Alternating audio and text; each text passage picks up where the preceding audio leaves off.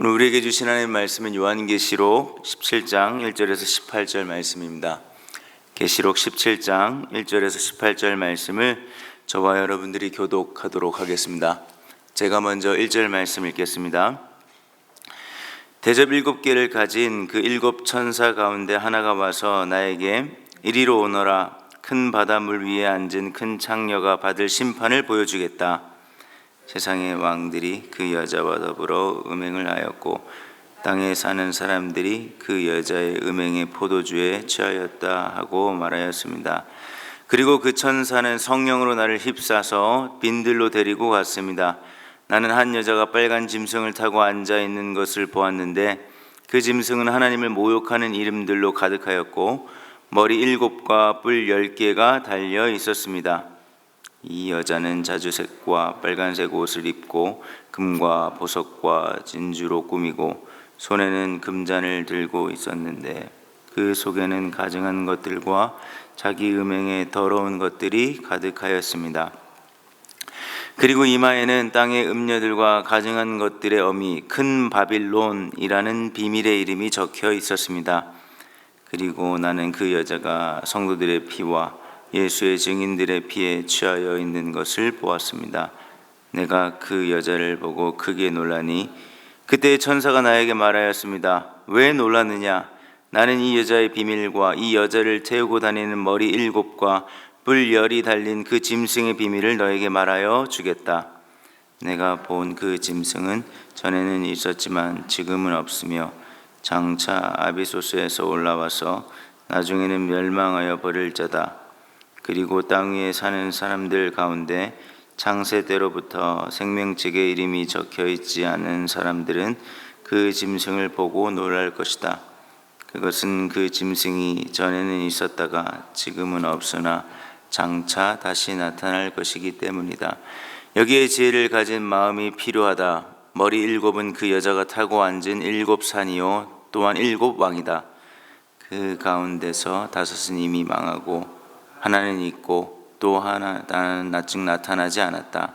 그것이 나타날지라도 잠깐 밖에 머물지 못할 것이다. 또 전에 있다가 지금은 없는 그 짐승은 8번째인데 그것은 그 7 가운데 속한 것으로서 마침내 멸망하여 버릴 자다.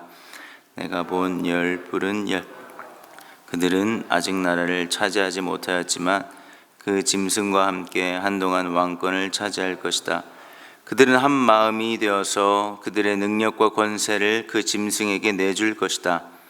그들이 어린 양에게 싸움을 걸 터인데 어린 양이 그들을 이길 것이다.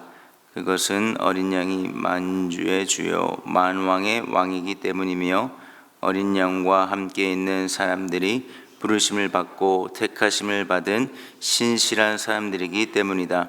천사가 또 나에게 말하였습니다. 내가 본 물 곧 그 창녀가 앉아있는 물은 백성들과 무리들과 민족들과 언어들이다. 그리고 내가 본 그 10뿔과 그 짐승은 그 창녀를 미워해서 비참하게 만들고 벌거벗은 꼴로 만들 것이다. 그들은 그 창녀의 살을 삼키고 그 여자를 불에 태울 것이다. 그것은 하나님께서 당신의 말씀을 이루실 때까지 당신의 뜻을 헤아려는 마음을 그들에게 주셔서 그들이 한 마음이 되어 그들의 나라를 그 짐승에게 주게 하셨기 때문이다. 내가 본 그 여자는 세상의 임금들을 다스리는 통치권을 가진 큰 도시를 가리킨다. 아멘. 계시록 17장은 우리가 읽은 그 본문 소 제목을 보시면요, 큰 창녀에게 내릴 심판에 관한 내용입니다. 이 큰 창녀는 지금 큰 바닷물 위에 앉아 있는데요, 15절의 큰 바닷물은 백성들과 무리들과 민족들과 언어들이라고 말하고 있습니다. 다시 말해 이 큰 창녀는 온 세상 위에 앉아서 세상 왕들과 사람들과 함께 음행을 하고 있다라고 묘사하고 있지요. 여러분들 구약에서 이스라엘 백성들이 하나님을 떠나서 다른 우상을 숭배하고 절하고 그것들을 섬기고 의지하는 것을 음행한다라고 종종 표현합니다. 여전히 이 큰 창녀는 지금 주님을 믿는 자들이나 그렇지 않는 사람들이나 상관없이 2절에 음행의 포도주라고 말하는 것처럼 주님과 멀어지도록 아주 달콤하게 유혹하고 있는 것을 보여주고 있습니다. 여기서 우리가 주목해서 봐야 할 것이 무엇이겠습니까? 유혹은요, 달콤하다는 거예요. 다시 말씀드리겠습니다. 이 큰 창녀라고 그리고 온 세상을 지금 위에 앉아서 유혹하고 있는 이 유혹은요, 매우 달콤합니다. 억지로 하는 게 아니라는 거예요. 하기 싫은데 억지로 하는 게 아닙니다. 자절을 보시면요, 이 유혹하는 모습이 매우 화려하고 매력적입니다. 자주색과 빨간색 옷을 입고요, 금과 보석과 진주로 꾸미고 손에는 금잔을 들고 있습니다. 매우 매력적인 모습이죠. 그러나 속에는 어떻다라고 말씀하고 있는 거죠. 가증한 것들과 음행의 더러운 것들로 가득하다라고 말씀하고 있는 것 아니겠습니까? 그리고 이 6절에 이 여인이 성도들과 예수의 증인들의 피해, 그 유혹으로 넘어간 그들을 그 피에 취해 있음을 보여주고 있습니다. 우리가 계시록 통해서 여러 가지 중요한 메시지들이 있지만 성경 전체에서도 우리가 알 수 있는 중요한 메시지, 이처럼 우리가 하나님을 따른다는 것, 하나님을 예배한다는 것, 하나님만 바라본다는 것, 그래서 하나님의 백성으로 산다는 것은 끊임없는 유혹, 고난, 핍박이 기다리고 있다라는 사실을 우리가 먼저 확인해야 한다는 사실입니다. 지금은요, 요한이 살던 시대처럼 로마 황제를 숭배하지 않고 예수님을 믿는다고 해서 감옥에 가거나 사자밥이 되지는 않습니다. 그럼에도 저와 여러분들에게는 여전히 하나님의 백성으로 하나님을 따른다 했을 때 우리에게는 여전히 핍박이 기다리고 있습니다. 어떤 핍박이겠습니까?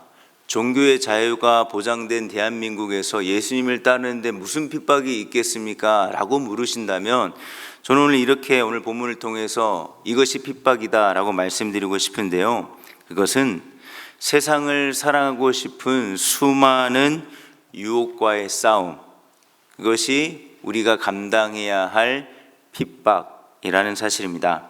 우리는 하나님보다 더 큰 무엇을 하나님보다 다른 무엇을 의지하고 사랑하는 것을 우상이라고 말하죠. 세상에서는 이 우상이 될 만한 것들이 너무너무 많습니다. 세상을 살아가는 우리는요, 사실 우상을 피하며 살 수 없습니다. 둘 중에 하나죠.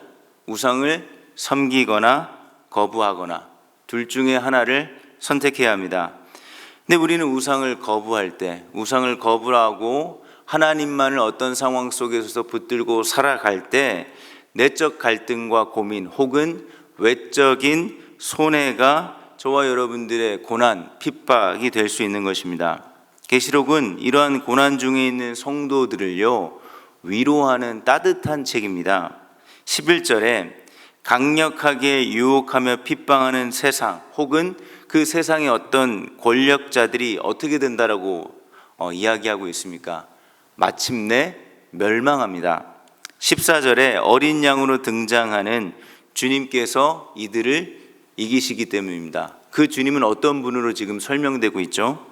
어린 양이요, 만주의 주이시고 만왕의 왕이시기 때문에 이 악한 세력들을 다 이기신다라고 말씀합니다. 여전히 세상은 끝없이 우리에게 무엇만 있으면 행복할 수 있다라고 말하는 것 같습니다. 하지만 이것들은 다 달콤한, 아까도 말씀드렸듯이 유혹이라는 것은 매우 달콤하죠. 달콤하지만 거짓입니다. 무엇이 더 있다고 행복해지는 것은 아닙니다. 그러나 우리는 너무나 이 사실을 잘 알고 있지만 우리는 달콤한 속임수에 넘어가 각자의 환상 속에 살아가는 것 같습니다. 각자 원하는 기대, 원함에 빠져서 사는 것 같습니다. 그만큼 우리의 삶과 우상은요, 매우 밀접하게 붙어 있는데요, 여러분들 우상이랑 비슷한 말이 중독이 있습니다. 알코올 중독, 도박 중독, 게임 중독하면 어떻게 들립니까? 매우 위험하게 당장에 병원에 가거나 고쳐야 하는 것으로 들리지 않습니까? 여러분들이 무슨 중독에, 어떤 이름의 중독에 빠졌다고 생각해 보십시오. 가만히 있을 겁니까? 어떻게든 고쳐서 일상으로 돌아오려고 하지 않겠습니까? 하지만 우상이라고 말하면 덜 위험해 보는 것 같습니다. 덜 경계하는 것 같고요. 이 정도는 괜찮지 않을까라고 생각하는 것 같습니다. 우상, 그렇게까지 경계해야 할 대상이 아닌 것 같게 생각하는 것, 이게 우리를 더 위험하게 만듭니다. 그래서 우리는요, 마치 가랑비에 옷 젖듯이 우상을 섬기고 우상에 빠져드는 것이죠. 그렇다면 어떤 우상들이 있겠다고 우리가 이야기할 수 있겠습니까? 승진을 위해 열심히 준비하는 직장인, 자신의 꿈을 위해 모든 시간과 열정을 쏟는 사람, 성적을 위해 열심히 공부하는 학생, 완벽한 가정을 꾸리기 위해 헌신하는 부모, 남을 돕기 위해 자신의 모든 것을 내어주는 봉사자. 어떻습니까? 이런 사람들이 문제가 있어 보입니까? 세상에서 이런 사람들은 참 모범적인 사람들이죠. 인생을 열심히 사는 사람들입니다. 그러나 이러한 열심, 이러한 모범 속에서도 얼마든지 우상이 숨어 있을 수 있습니다. 어떤 우상이겠습니까? 성공을 통해서 성취감을 맛보려는 우상입니다. 승진이라는 성공을 통해 남들이 쉽게 맛볼 수 없는 성취를 맛보려고 합니다. 이것을 위해서는 때로는 사람들과의 관계도 희생시킵니다. 성공만 할 수 있으면 만족과 행복을 누릴 수 있다는 착각, 자기 환상에 빠지게 되죠. 결국 하나님만이 주실 수 있는 어떠한 만족을 성공과 성취라는 것으로 대체해버립니다. 성공을 위해서라면 모든 것을 희생할 각오가 되어 있습니다. 그래서 더 열심히 냅니다. 더 성실합니다. 더 책임감이 있습니다.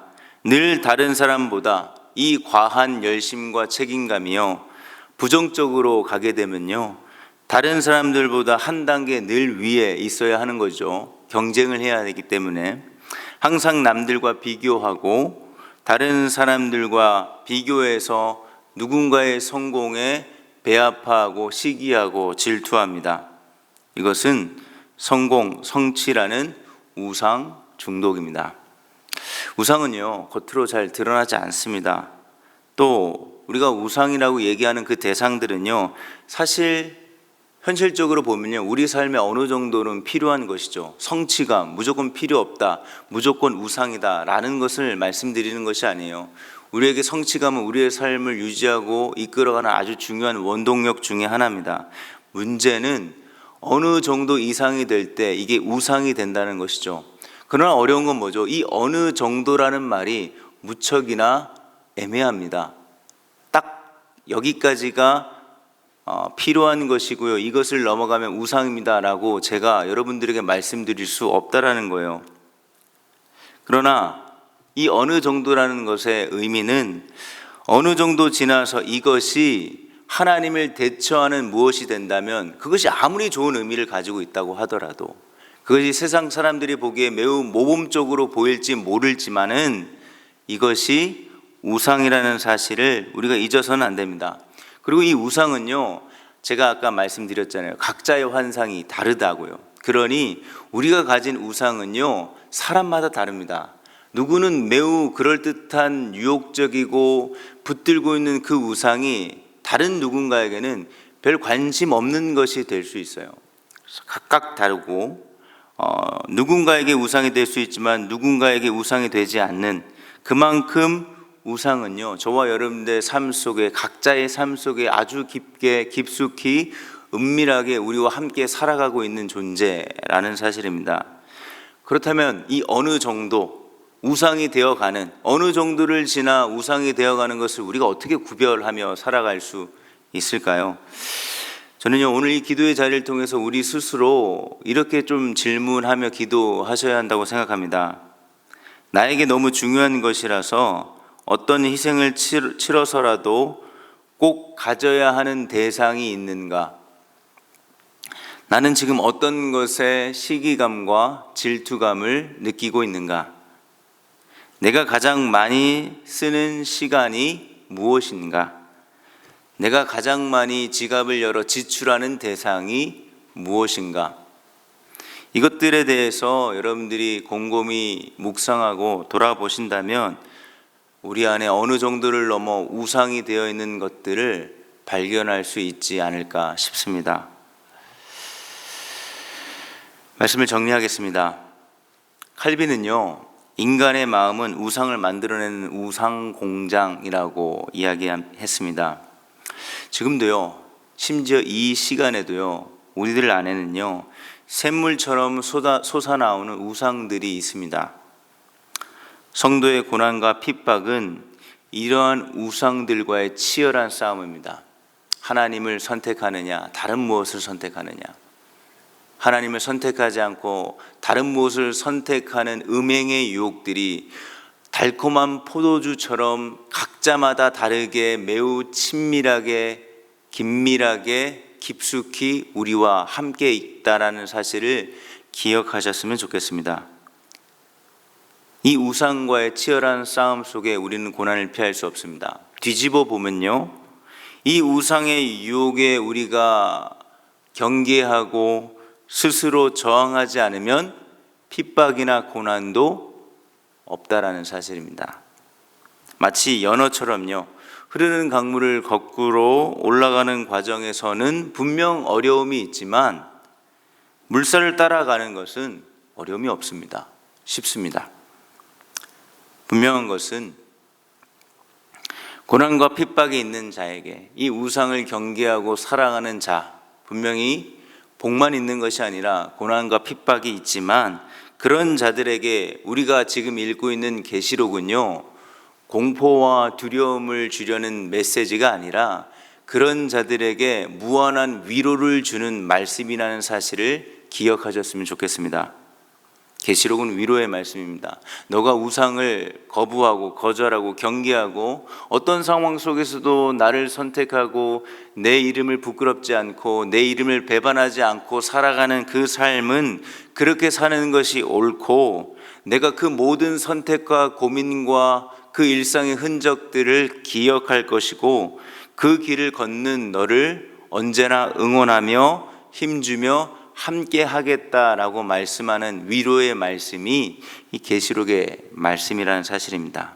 그리고 마지막 날에 우리 주님께서, 모든 것을 이기신 어린 양 주님께서 우리의 모든 눈물을 닦아 주실 것입니다.